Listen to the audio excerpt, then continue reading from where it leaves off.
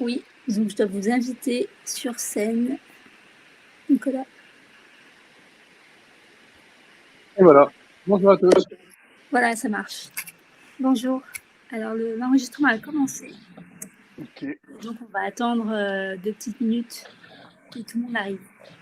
pas de problème.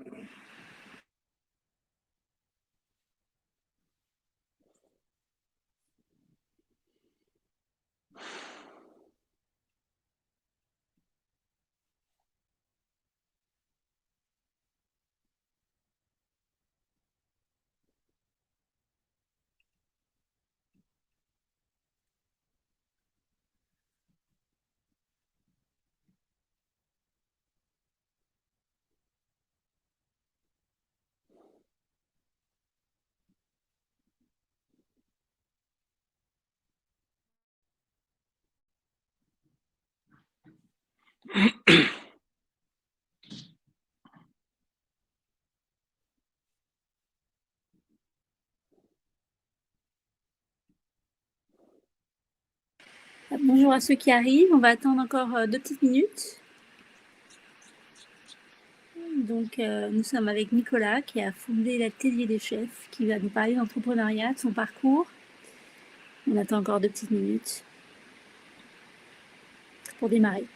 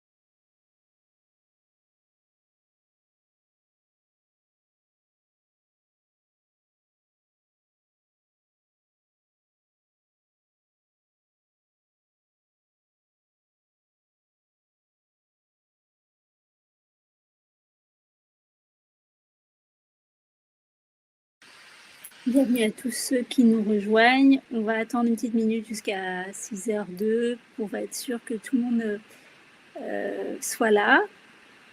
On a déjà des participants qui sont là. Bienvenue. Alors, en attendant qu'on démarre, ce qui serait intéressant, c'est pour les participants et participantes que vous précisiez dans quelle région vous êtes, dans quelle ville vous êtes, pour qu'on vous situe. Si vous pouvez répondre dans le chat.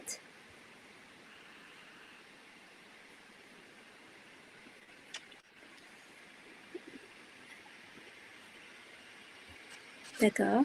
Fabienne est à Nantes. Chouette ce petit tour de France. Nantes, Nice, Ouais. Château, Oui. Lutry, Oui. Paris. Et Salut même de Alfred. Suisse, pas que Je connais, France. Hein. ça je connais Suisse aussi. Alfred. Oui.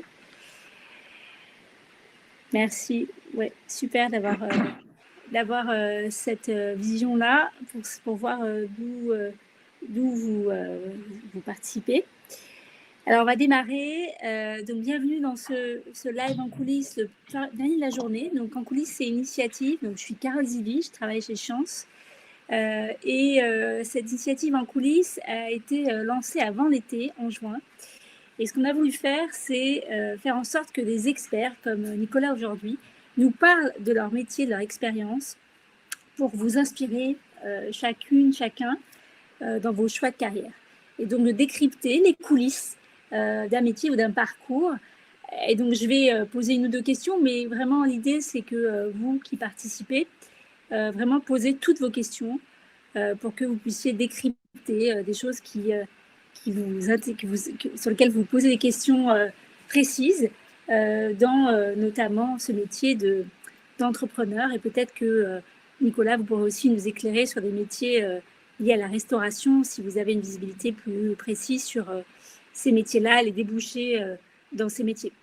Alors, peut-être que pour commencer, vous m'avez précisé dans le chat les participants, vos régions. Commencez à imaginer, à rédiger vos questions et voir ce que vous attendez de cet échange, qui est vraiment un échange pour vous, hein, pour vous aider. C'est dans le cadre vraiment de notre réflexion collective de vous apporter des contenus qui sont les plus concrets possibles. Hein. Et donc, en fait, Nicolas, je voudrais commencer par vous poser la question de votre choix de carrière. Alors, vous avez, j'ai vu votre parcours, hein, vous avez fait plusieurs étapes avant de vous lancer dans l'entrepreneuriat. Donc, qu'est-ce qui vous a lancé? Quels doutes vous avez eu? Et pourquoi l'atelier des chefs? Bon, bonjour à tous. Un spécial bonjour à Alfred, qui a été mon patron pendant quelques mois chez Nestlé. Mon parcours, au début, c'est un parcours de grosse boîte. Alors, si je reviens un tout petit peu avant, en fait, quand j'avais 15 ans, je rêvais d'être cuistot, je rêvais d'être chef, d'avoir un restaurant. Et mon cher père, j'étais étudiant, enfin, j'étais lycéen à Bourges. Et mon père m'a dit, écoute, tu as des facilités, comme on disait à l'époque, fais donc des vraies études. Bon, alors, on va y revenir après, parce que c'est un peu ce contre quoi je me bats maintenant. Et donc, j'ai été faire des vraies études, à savoir une école de commerce. Et après mon école de commerce, je rêvais d'aller bosser dans la restauration. Mais on était en 1992. En 1992, c'était juste après la première guerre Irak-Koweït. Et donc, tout le tourisme était complètement moribond. Et donc, il n'y avait pas de job dans la restauration pour des gens d'école de commerce. Et donc, j'ai été travailler pendant 3 ans chez L'Oréal au marketing grand public où je me suis éclaté parce qu'il y avait beaucoup d'innovation, de marketing, enfin, c'était hyper dynamique et très chouette, mais c'était quand même pas totalement mon univers. Mon univers à moi, c'était celui de la bouffe, et j'avais très envie d'aller travailler dans un monde culinaire, et donc 3 ans après, je suis parti chez Nestlé, mais dans une division de Nestlé un peu particulière, qui s'appelait à l'époque Nestlé Food Service, et qui maintenant s'appelle Nestlé Professional, et c'est la division de Nestlé qui gère tous les produits à destination des restaurateurs. Donc là, tout d'un coup, je me suis mis à travailler au marketing avec des chefs pour des chefs. Et là, j'ai vraiment adoré ce métier pendant 3 ans en France. Et puis après, je suis devenu patron de la filiale à Dubaï pendant 3 ans, à Toronto pendant 2 ans. Et c'est à Toronto que j'ai eu l'idée de l'atelier des chefs et que donc je suis rentré à Paris, passé encore un an chez Nestlé sous la direction d'Alfred Gerber qui est dans ce chat, pour terminer de créer l'atelier des chefs et lancer cette entreprise le 12 juillet 2004. Mais donc, je suis pas du tout un entrepreneur né. Enfin, je suis pas. J'ai jamais. Enfin, je suis jamais considéré avoir la vocation initiale et permanente d'un entrepreneur. Et donc, pour que mon projet d'entrepreneuriat aille au bout, je me suis associé à deux personnes fantastiques. Mon frère, qui lui voulait être entrepreneur depuis qu'il avait 15 ans, et puis Jean-Sébastien Bonpoil, qui était chef au Ritz et qui avait envie de mettre tout son talent culinaire au service de l'entrepreneuriat et de se lancer dans l'entrepreneuriat. Donc, on a lancé cette boîte à trois. Mais c'est assez marrant d'ailleurs que vous me posiez cette question parce que j'ai réalisé il y a pas très longtemps qu'en fait, depuis 19 ans, je m'éclate à diriger l'atelier des chefs, mais en fait, je fais vraiment un truc qui est un peu contre ma nature parce que je suis pas du tout entrepreneur, voire assez averse au risque. Voilà, donc comme quoi on peut s'adapter à toutes les situations. Et comme quoi on peut être non seulement averse au risque et entrepreneur et ne pas avoir 25 ans et être entrepreneur et faire d'abord une carrière dans des boîtes et ensuite se lancer. Et donc, Alors vous ça, c'est allez une question contre le... c'est Oui. une question qu'on me pose souvent. Comment est-ce qu'on fait pour devenir entrepreneur? Alors je dis bah déjà, il faut avoir une idée, hein, ça c'est sûr, parce que si on n'a pas d'idée, c'est difficile de se lancer. Et en effet, il n'y a pas d'âge. Il y en a qui font ça pendant leurs études. Là, j'en croise beaucoup en ce moment des gens qui en plus passent des CAP en plus de leur cursus de grande école pour être entrepreneur dans un des domaines pour lesquels on propose des CAP. Ou bien ça peut être en première partie de carrière, en deuxième partie de carrière. Et puis il y a ceux qui ont eu une très belle carrière dans des grands groupes et qui à 60 ans se lancent. Je pense notamment à cette personne qui était chez Microsoft et qui a lancé cette formidable association au Laos pour un sourire d'enfant, dont le film Les Pépites racontait le truc. Il avait 60 ans quand il s'est lancé, donc c'est possible. Exactement. Donc, c'est un message d'espoir pour tous ceux qui nous écoutent et qui nous écouteront dans les replays. Hein. Les replays seront diffusés, donc pour avoir accès à nouveau à cette conversation. C'est un formidable message d'espoir sur le fait que c'est possible et combattre cette croyance limitante qu'au bout d'un moment, c'est impossible, c'est trop tard pour entreprendre. Alors, Anne-Sophie pose la première question sur les éléments à vérifier quand on s'associe. Alors, d'abord, votre frère. C'est une Moi, bonne question, ça. Je suis intriguée. Votre frère, vous avez choisi votre frère, et est-ce que vous avez vérifié les éléments, comme dit Sophie? Alors tout le monde me dit, mais comment est-ce que vous pouvez bosser avec votre frère? Ça, c'est des gens qui s'entendent pas bien avec leurs frères et sœurs. Moi, je m'entends bien avec mes frères et sœurs. J'ai 2 sœurs et un frère. Et il se trouve que mon frère, il a 8 ans de moins que moi. On avait 2 sœurs entre nous. Et comme on habitait Bourges, comme je vous l'ai dit, je suis parti à 17 ans de Bourges. Et donc, lui, il en avait 9. Et donc, on avait des vies qui étaient très parallèles. Moi, j'étais le grand qui partait faire des études. Lui, il restait à Paris. Il était en CM1 ou CM2 ou je sais pas quoi. Enfin, bref. Donc, on a eu des vies très, très parallèles. Mais en revanche, depuis qu'il avait 15-16 ans, il voulait être entrepreneur. Et pour moi, il me parlait de ces histoires d'entrepreneuriat tout le temps. Ce qui fait que quand, après quelques années, j'ai eu cette première et seule idée de création d'entreprise, la personne à laquelle j'ai pensé immédiatement, c'était François. Alors, pour pimenter un peu le truc, François, au moment où je l'ai appelé, donc lui, il m'avait déjà pitché sur plein de projets d'entrepreneuriat parce que ça faisait bien de mettre quelqu'un qui était un peu plus vieux et qui bossait chez L'Oréal et chez Nestlé dans son business plan. Mais pour pimenter un peu le truc, quand je l'ai contacté pour lui parler de mon projet, il venait d'épouser la sœur de ma femme. Donc, on était frères et beaux-frères. Donc, c'est ça qui rend la vie encore plus palpitante. Et voilà, pour couronner le tout, il est également mon filleul, puisque comme j'en avais marre d'avoir des sœurs, ma mère m'avait dit, si c'est un garçon, tu seras son parrain. Voilà, donc pour choisir ses associés, Anne-Sophie, il faut avoir des gens avec lesquels on partage des valeurs. On peut tout à fait être complémentaires ou avoir la même formation. Ça, je dirais que c'est pas très très grave. De toute façon, c'est le fait d'être à deux ou à trois qui fait un ping-pong qui permet vraiment de faire la richesse de l'association.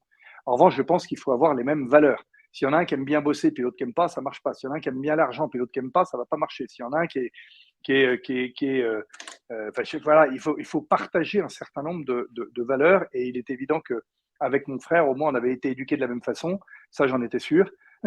Et même si moi, j'étais entrepreneur et que lui ne l'était pas, même si moi, j'aimais la cuisine et que lui, il s'en foutait, on savait qu'on était quand même très complémentaires. Donc, il n'y a pas, dans l'entrepreneuriat en général et dans l'association en particulier, un mode d'emploi, une solution toute faite. Il faut y aller vachement au feeling. Mais voilà, prenez quelqu'un qui a les mêmes valeurs que vous. Et par rapport aux compétences techniques, est-ce que vous diriez que dans votre duo, il y en a un qui est plus sur la partie gestion finance et l'autre sur l'aspect commercial, développement, ou comment vous êtes complété là-dessus? Nous, on a eu 3 phases. On a eu la phase de création. Alors, comme c'était moi le plus vieux, comme c'était moi qui avais l'idée, j'étais le président, il était le directeur général. Bon, ça, c'est l'histoire de titre. Et on s'est partagé à ce moment-là. Donc, c'est moi qui avais le plus participé au business plan et à la construction du business plan. Donc, moi, j'avais la strat et les chiffres.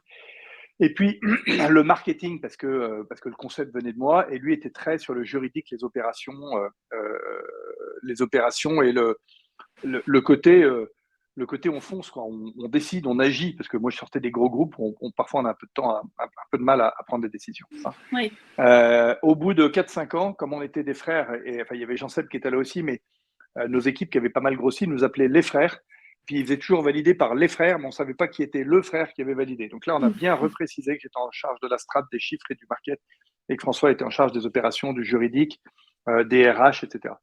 Et puis un jour, fin 2014, donc on avait déjà 10 ans de boîte, on avait fait plein de levées de fonds, plein de virements stratégiques, de virages stratégiques et tout. Et là, j'en ai eu ras-le-bol. Et donc, j'ai dit à François, et si on changeait de job? Et là, il m'a dit oui tout de suite. Donc, en 15 jours, on a complètement changé notre job tous les deux. Mais parce que ça faisait 10 ans que de toute façon, on était dans la même boîte et qu'on décidait tout ensemble, quoi. Donc, en termes de compétences techniques particulières, on n'en avait aucune. La cuisine, c'était Jean-Seb, nous, c'était tout le reste. Et on échangeait sur tout. Et puis moi, après, je suis devenu patron des ventes. Et puis là, je viens de lâcher la direction des ventes, parce que je suis vraiment en charge de la communication interne, externe et du lobbying. Donc globalement, les compétences techniques, il faut évidemment avoir des bons. Là maintenant, ça c'est peut-être une erreur qu'on a commise, c'est qu'on ne s'est pas assez entouré de gens qui étaient super techniques dans leur métier, au comité de direction. Maintenant, on a une directrice financière qui est meilleure que nous, une directrice marketing qui est meilleure que nous, une directrice de l'accompagnement des apprenants qui est meilleure que nous, un directeur technique, un CTO qui est meilleur que nous. Donc maintenant, on s'est entouré de gens bien meilleurs que nous et nous, on est juste là pour donner la vision et la stratégie. Quand vous dites, Nicolas, que vous y connaissez rien à la cuisine, j'ai cru comprendre dans votre LinkedIn que vous avez fait le CAP quand même. Non, c'est pas moi qui connaissais rien à la cuisine, c'est François. Ah, d'accord. Non, moi je suis un énorme fan de cuisine depuis toujours. J'ai gagné des concours de cuisine amateur. Je cuisine depuis toujours. J'adore ça et c'est pour ça que j'ai eu envie de monter cette boîte. Et en effet, depuis 5 ans, j'ai également mon CAP cuisine. Voilà, vous avez votre CAP, oui, j'ai vu que vous avez le CAP. Peut-être qu'on reviendra là-dessus tout à l'heure pour ceux qui s'intéressent à justement conjuguer peut-être une fonction dans une boîte ou dans un job et peut-être une carrière en parallèle dans la cuisine. Alors, la question d'Alfred Gerbert. C'est une histoire de financement. Oui. C'est une histoire de financement. Alors, l'histoire de financement, elle est évidemment toujours clé parce qu'il n'y a pas de boîte sans financement, ou en tout cas, c'est rare. Et la question d'Alfred, c'est de demander si il vaut mieux chercher de l'argent ou il vaut mieux faire de la strat. Les deux, mon capitaine. Moi, ce que je dirais, c'est que globalement, je pense qu'on n'a jamais levé assez d'argent. C'est-à-dire qu'à chaque fois, on faisait des trop petites levées, sauf la dernière, là, qui était une très grosse et qui nous permet justement d'avoir de la visibilité devant nous et de ne pas penser qu'à ça. Mais on faisait des trop petites levées, ce qui fait que, un, on n'avait pas tout à fait assez de moyens pour faire le développement dont on rêvait, et deux, très vite, il fallait se remettre en chasse d'argent. Or, quand on cherche de l'argent, ben, on est moins efficace sur les opérations. Donc, moi, il faut être évidemment extrêmement vigilant sur la trésorerie et c'est ça la seule différence entre un entrepreneur et un salarié, quel Bien qu'il soit, sûr, quel que soit son niveau. C'est qu'un entrepreneur, il a l'œil sur la trésorerie tous les jours. Il n'y a pas bien une sûr. journée où on ne regarde pas notre niveau de trésor. Et après ça, il faut lever suffisamment d'argent pour être tranquille. Et puis oui, évidemment, on se fait diluer, mais il vaut mieux se faire diluer d'un gros gâteau que d'avoir une grosse part d'un tout petit gâteau. Et puis, il faut négocier pour se faire diluer, mais avoir des clauses de relution en cas de succès. Donc, il vaut mieux lever beaucoup d'argent, se faire diluer et avoir des clauses de relution. Alors, pour ceux qui nous écoutent, qui n'ont pas forcément la Le jargon. familiarité avec ce jargon, est-ce que vous pouvez leur expliquer ce que c'est les Alors, dilutions se diluer, quand on est seul dans sa boîte, on a 100% du capital. Et comme ça, on dirige, on fait tout seul. Bon, si tout d'un coup, on dit que vous faites des calculs dans tous les sens, et si vous dites que votre entreprise vaut 1 million d'euros et que vous voulez faire rentrer des gens dans votre entreprise qui fait 1 million d'euros, s'il y a quelqu'un qui met 100 000 euros, alors on ne va pas rentrer dans les détails des calculs, mais s'il y a quelqu'un qui met 100 000 euros, il va avoir 100 000 sur 1 million. En l'occurrence, c'est 100 000 sur 1 million 100. Bref, mais toujours est-il qu'il va avoir 10% de la boîte, donc c'est une dilution de celui qui est le propriétaire de 10%. Et donc, plus vous faites rentrer d'argent dans l'entreprise, plus vous vous faites diluer. Mais si le 100 000 euros qu'apporte cet investisseur, ce n'est pas sur 1 million, mais sur 10 millions, vous ne faites pas diluer de 10%, mais de 1%. Voilà, donc c'est un peu technique, mais en tout cas, retenez qu'il vaut mieux se faire diluer et avoir les moyens de ses ambitions. Et en revanche, il faut négocier avec les investisseurs d'avoir des capacités de se reluer, c'est-à-dire de récupérer des parts de l'entreprise. Super, merci beaucoup. Et donc là, aujourd'hui, vous représentez un chiffre d'affaires que vous communiquez ou au moins une taille d'entreprise en termes d'employés, qu'on se rende compte Oui, tout à fait. On va du faire chemin que vous avez parcouru. un peu plus de 17 millions d'euros de chiffre d'affaires cette année. On est 170 dans la boîte et surtout, voilà, on est en plein dans un pivot stratégique parce qu'on est parti sur un modèle de cours de cuisine pour les amateurs dans des lieux physiques que sont des ateliers dans lesquels peut-être certains d'entre vous êtes déjà allés. Et ça, c'était 90% de notre business en 2019. Et depuis, on a inventé une plateforme de formation digitale aux métiers qu'on appelle les métiers de la main et de l'humain, les métiers de l'artisanat et du service à la personne. En 2022, on était à 50-50 entre les ateliers et la formation, et en 2025, on sera à 10% cours de cuisine et 90% formation. Ouais, Donc, wow. en fait, on a perdu énormément de chiffres pendant le Covid, évidemment. Hein. On était à une dizaine de millions, on est repassé à 5 pendant le Covid. Là, on est remonté à 17 et on vise 30 millions dans 2-3 ans. Et est-ce que vous avez une visibilité sur ces métiers de la restauration? Est-ce que pour les personnes qui nous écoutent, qui envisagent soit de devenir chef ou cuisinier ou travailler dans la restauration, ou qui envisagent de le faire comme un hobby, ceux qui envisagent vraiment de rentrer dans la cuisine, est-ce que vous avez consolidé des datas sur leurs débouchés? Alors, ceux qui se forment à la cuisine, enfin, si on veut devenir un professionnel de la cuisine, c'est pas un hobby, c'est un boulot Oui, très exigeant. J'aime pas dire dur, bien j'aime pas sûr. dire difficile, j'aime pas, mais c'est un boulot exigeant parce qu'on travaille debout, parce qu'on travaille dans le chaud généralement, et puis on travaille le soir, et puis on travaille le week-end. Bon. Oui, À côté de ça, c'est quand même le métier le plus fabuleux de la Terre, parce que tous les jours, on donne un immense plaisir à plein de gens. Donc moi, je le dis et je le répète, après l'atelier des chefs, je sais pas quand, hein, j'ai pas prévu de vendre cette boîte ou de l'arrêter, mais après l'atelier des chefs, j'irai accomplir mon rêve qui était d'être restaurateur. Je serai restaurateur, je sais pas encore où, je sais pas encore comment, mais voilà. Donc, mes restaurateurs, c'est vraiment un énorme boulot qui fait très grand plaisir à tous ceux qui le pratiquent. Maintenant, voilà, comme le dit notre associé Jean-Sébastien, qui est cuisinier et chef de son expertise, il faut 1 an pour passer le CAP. Ensuite, il faut encore 5 ans pour devenir cuisinier et encore 5 ans pour devenir chef. D'accord? Donc, en fait, le CAP, c'est un sésame, c'est un Graal qui permet de rentrer dans la profession, mais c'est valable pour tous les métiers sur lesquels on enseigne maintenant, hein, sur lesquels on fait des formations, que ce soit la mécanique auto, la mécanique moto, l'électricité, la plomberie, la coiffure ou l'esthétique. Quand on passe le CAP, quand on a son CAP, on a le niveau de commis, enfin, on a le niveau du oui. premier job. on sait faire des choses, on connaît le jargon, on connaît le langage technique, mais globalement, on n'est pas du tout au niveau d'un restaurateur, d'un patron de salon de coiffure ou que sais-je. Donc après, il faut beaucoup travailler, mais ça, de toute façon, il faut travailler, on n'a pas le choix. Et en revanche, vraiment, la restauration, c'est un métier fabuleux. D'abord, parce qu'il y a une palette de types de restaurants, hein, du fast-food au restaurant 3 étoiles, du food truck au salon de thé, enfin, tout est possible. Ça dépend ce qu'on a envie de faire, ça dépend quelle passion, quelle envie on a envie de partager. Mais en tout cas, c'est un super métier. Et donc, imaginons que dans les participants, quelqu'un décide d'ouvrir, pas forcément un grand restaurant, mais peut-être une petite entreprise de restauration du type street food. Un petit boui-boui street food qui fait une spécialité. On a tous vu à quel point il y a une croissance fulgurante de petits endroits qui font une seule chose, monoproduit. Alors, imaginons qu'on a ce cas de figure. Qu'est-ce que vous conseillez de faire? De s'autofinancer au maximum et de décaler au plus tard la levée de fonds, ou bien vous estimez que pour réussir les ambitions, il faut faire un business plan ambitieux et dès le départ, dès que possible, réussir à se financer au maximum? Alors, évidemment, dans un monde idéal, on ouvre son restaurant sur ses fonds propres, il se développe super bien et tout se passe bien. Ça, c'est le monde idéal. Mais un restaurant qui se développe super bien, c'est un restaurant qui est dans un bon emplacement. Un restaurant qui est dans un bon emplacement, ça coûte cher. Donc, à moins d'avoir des fonds propres personnels qui permettent de se payer ce bon emplacement, c'est compliqué. Après, évidemment, on ne se lance pas comme ça la fleur au fusil en disant j'ai envie de faire des tacos, j'ai envie de faire des salades, j'ai envie de faire des tartes. Non, on fait un business plan, on réfléchit, on essaye de trouver un truc original, parce que les mecs qui font des quiches et des salades, il y en a 12 000 dans la rue. Donc il faut avoir un positionnement original, il faut avoir quelque chose qui va interpeller les clients, qui vont être le meilleur bouche à oreille, éventuellement interpeller la presse, qui va dire ah tiens c'est nouveau. Bon, et puis alors le truc différent, ça peut être dans la carte, ça peut être dans le décor, ça peut être dans le mode de fonctionnement, dans le type de service. Ce qui est sûr, c'est qu'il faut aimer ce qu'on fait. On travaille beaucoup en resto, on se lève tôt pour aller faire les courses et on se couche tard parce qu'il y a des clients qui ne veulent pas rentrer chez eux. Donc on bosse beaucoup, mais toute la journée, on se dit à la fin, waouh, j'ai rendu plein de gens heureux.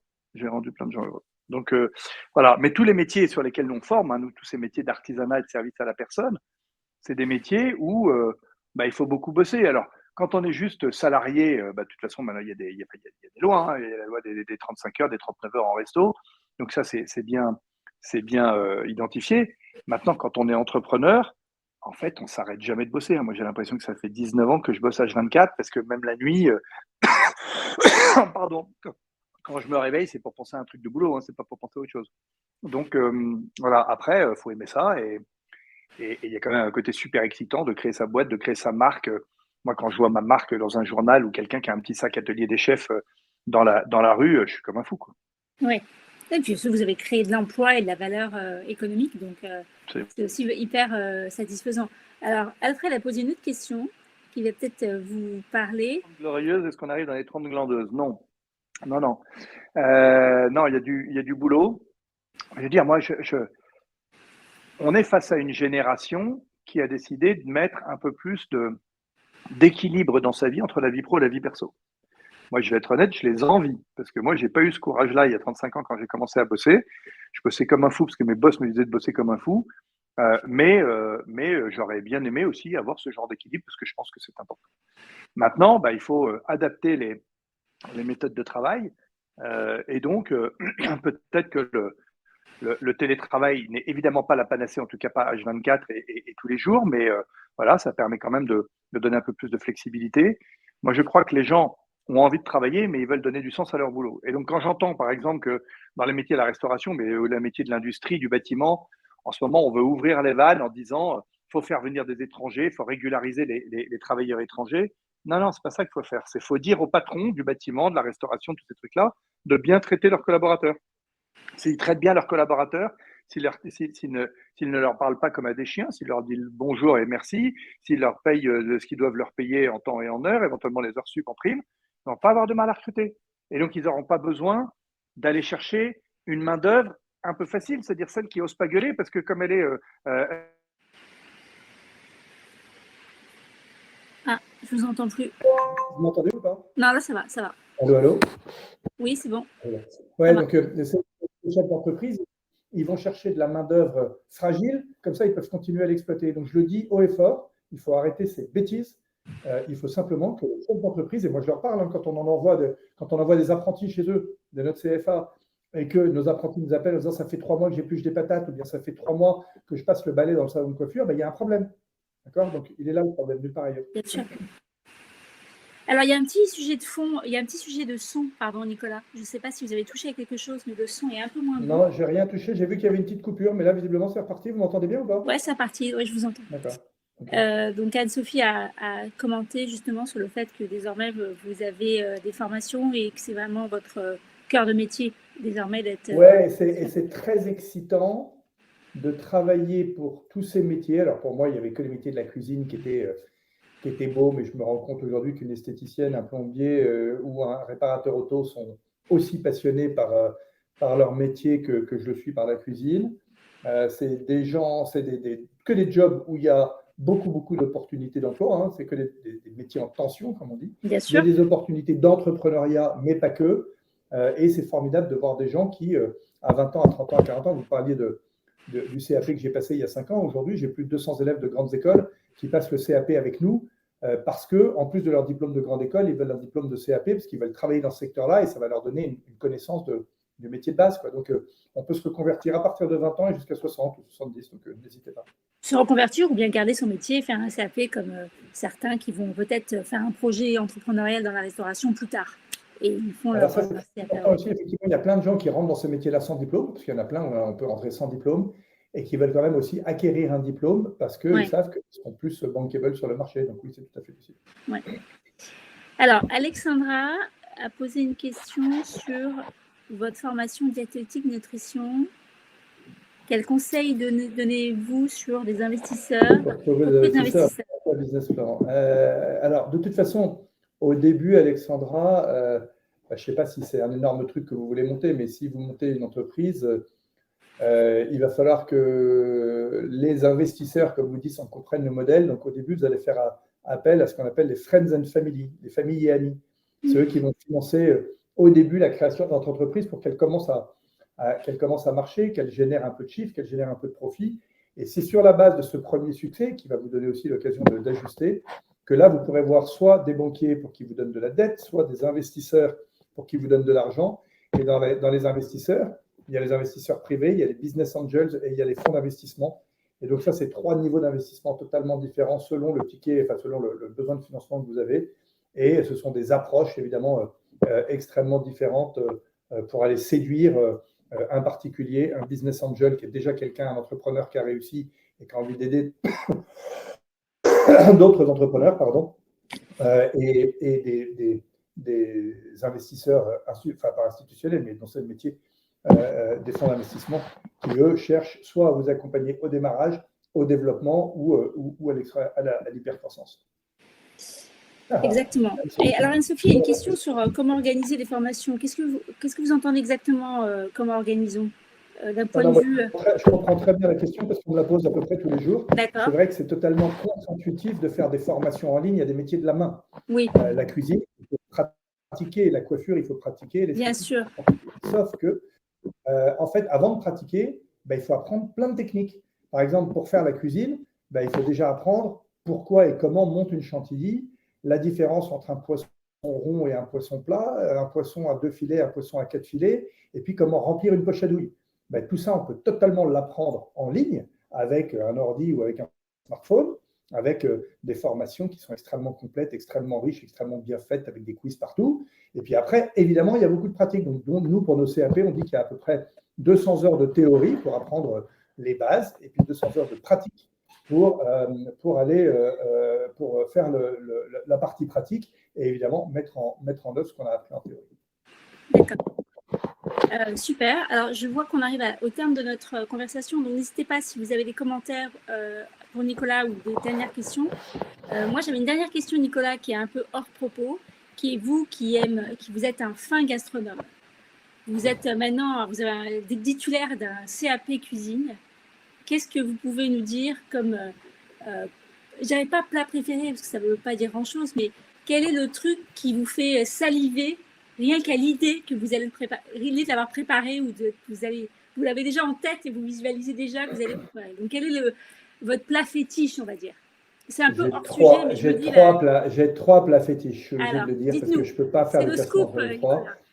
Il y en a un super simple, c'est les pâtes à la poutargue. Les pâtes à la poutargue, c'est des pâtes avec de la poutargue dedans, éventuellement un petit jus de citron un peu émulsionné, mais vraiment, c'est des pâtes de base, pas trop cuites, évidemment, et avec de la poutargue que vous mettez en lamelles, vous en râpez un peu pour être dans les pâtes. Et puis, je vois très bien. Ça, c'est une merveille. Et vous rajoutez un peu d'eau de cuisson pour pas que ce soit sec, surtout. Ça, c'est le premier plat. Le deuxième, c'est le pâté en croûte. Le pâté en croûte, parce que je trouve que c'est aussi bon à manger qu'à faire. À faire, c'est assez technique, parce qu'il y a une pâte, il y a des décors, il y a machin, donc c'est hyper marrant à faire, et puis à déguster, j'adore ça. Et enfin, le dernier, c'est le lièvre à la royale, qui est une recette absolument fantastique. Alors, il y en a deux, des lièvres à la royale. Il y a celui du sénateur Couteau et celui d'Antonin Carême. Moi, mon préféré, c'est celui du sénateur Couteau.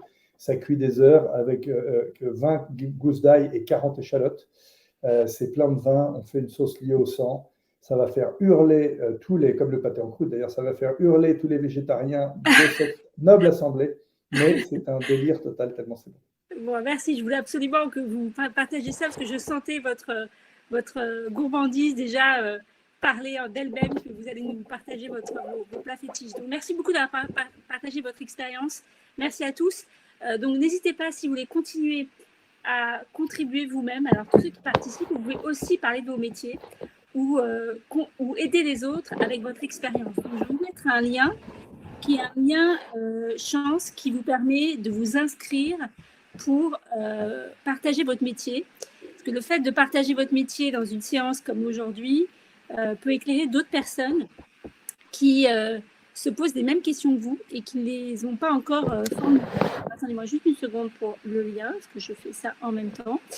Donc, vous allez sur le site Chance et vous allez sur l'onglet Entraide. Donc, je vous le mets là. Et donc, voilà, l'idée de cette page, c'est de vous offrir non seulement le calendrier de futurs événements comme celui-ci, mais également de s'inscrire pour participer à soit des rencontres, ce qu'on appelle donc experts comme aujourd'hui, où vous pouvez être aussi mis en relation avec des personnes qui ont besoin de votre aide pour ouvrir une porte. Donc, je vous laisse découvrir ça sur la page Entraide. Merci beaucoup, Nicolas. À bientôt, ravi d'avoir échangé avec vous et à bientôt. Allez-y, poursuivez votre rêve. À bientôt. Et merci à tous.